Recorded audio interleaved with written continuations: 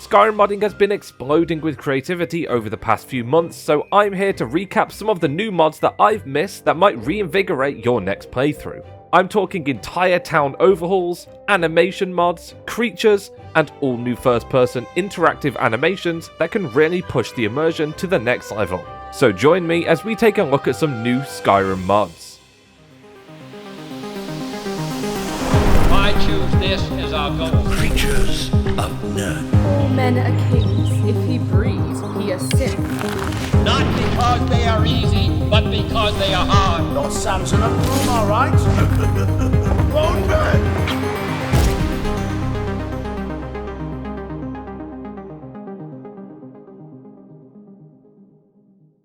I want to give a massive thanks to StarCraft X for sponsoring this video. StarCraft X is a post-apocalyptic single or multiplayer open world game set in the Chernobyl exclusion zone, and they have just launched its biggest 10-year anniversary update. The player will take part in a new large-scale storyline where a new faction has shaken up the balance of freedom. New loot spawn systems have been implemented on locations to replenish Stalker's resources and supplies. There's a brand new clan war mechanic allowing for team PvP zone conquering activities, and the entire game has been updated to a new graphical engine. Over the past 2 years, StarCraft X has even overhauled their animation engine, allowing fluid parkour style movement throughout the world. And finally, there has been massive developments in the NPC AI, making them smarter and allowing them to acquire new skills such as hiding behind cover and jumping from high obstacles. The game even integrated personal shelters where everyone can rest after tough battles and craft consumables and ammunition. If you sign up today or are a returning player, you can use the welcome bonus code HeavyBurns24 to gain special rewards.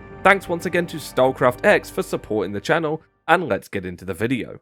First, we're going to take a look at a mod that aims to enhance one of Skyrim's most desirable and lacking towns, because we all know that there were a few that fell by the wayside. Fortified Morthal is the next chapter following the Fortified Whiterun mod, and this sets out to completely transform Morthal into the defensive settlement that it realistically would be, with battle-worn walls and weathered brick towers. This really reminds me of a town in The Witcher, with its sort of semi-realism, dark fantasy themes it brings to the otherwise forgettable town. Everything just works so well together and culminates at its Jarl's Longhouse, at the heart of the settlement. This mod is a great addition to mix up your playthrough and strikes a fine balance between a dark fantasy design and a grounded realism that you would hope to see from this town. Morthal has always been a settlement in Skyrim that was bigged up to be a little more than it is, and now with this mod you can really start to see the potential in this location as some dangerous cursed hollow that is plagued by ghosts, vampires, and all the other dangers the quest describes. And it's a great follow-up to the Fortified Whiterun mod, which has been one of the best Whiterun overhauls to come out in recent years. Overall, this mod is a welcome change to the otherwise rather bland Morthal and offers a new feeling to this lacking town in the vanilla game. It has some navmesh issues that I hope are ironed out, but overall I think this is a more than worthy addition to your next playthrough. And next, we're going to move on to a few smaller new mods that have really enhanced the way you play Skyrim.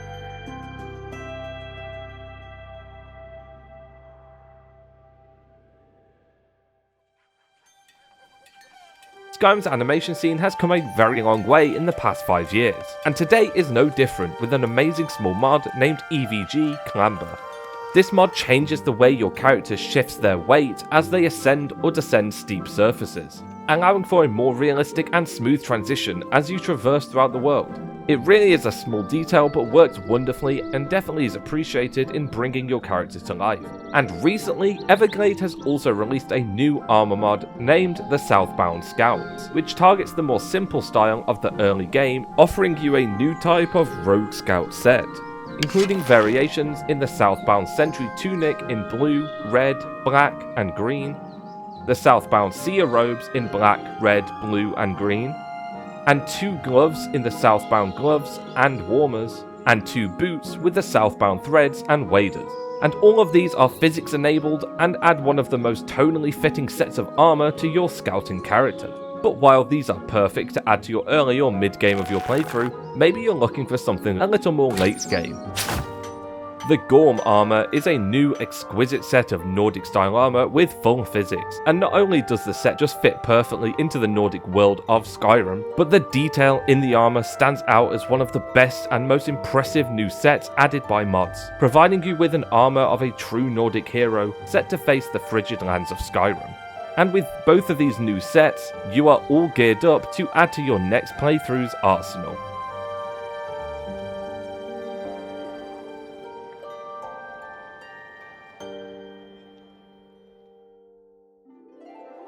Skyrim has lots of cool creatures and beasts that make the world feel dangerous and equally full of wonder. And now, thanks to the Dragonborn Beastery, you can catalogue your findings as you come across them, allowing you to track details about enemy types, such as their weaknesses and resistances, and just how many of them you've slayed across your adventure. There are many different ways to catalogue a creature.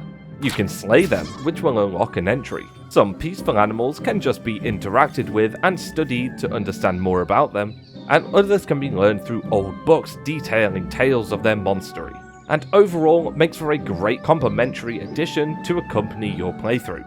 This chilly province has always been home to a diverse set of creatures and animals, and recently Mihail has been at work adding to that collection, beginning with a slimy new friend. These frogs can be found scattered amongst the lakes and ponds of Skyrim, offering an alternative little creature to hunt or admire in multiple colour variants. And they are a great welcome alternative to counterbalance the hares you'll find running around the woodlands, and overall are really well modelled and integrated into the world.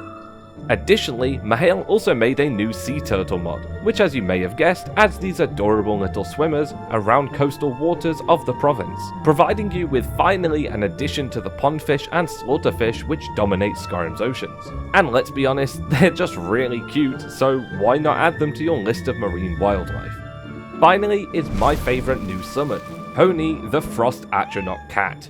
Again made by Mihail, this brings you a new summonable pet for magic users that are looking for a unique and adorable feline friend to join your adventures. And I just think the design of this pet is extremely impressive and stylized in a way that fits perfectly into Skyrim.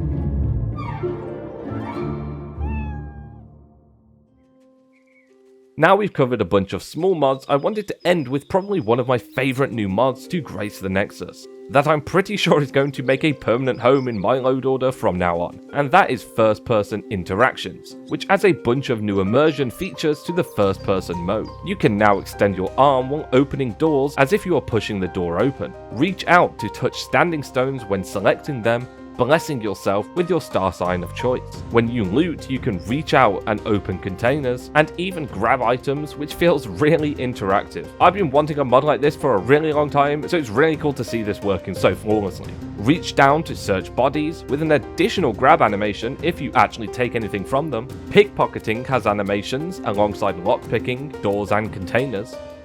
And the best feature is the harvesting animation, which actually shows the ingredients you're picking from the plant, which just blows me away that this is possible with mods nowadays. And maybe one day this will be possible with the looting animation too. And on top of that, there are even specific animations for interacting with ruined puzzle pillars, giving a new life to these dungeons, spinning the dragon claw doors as well as placing the key into the slot, and activating chains, pull bars, and levers.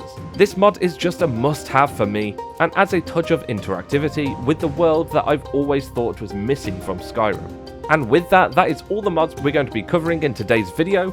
If you enjoyed, do leave a like, and I'll see you next time. Take care.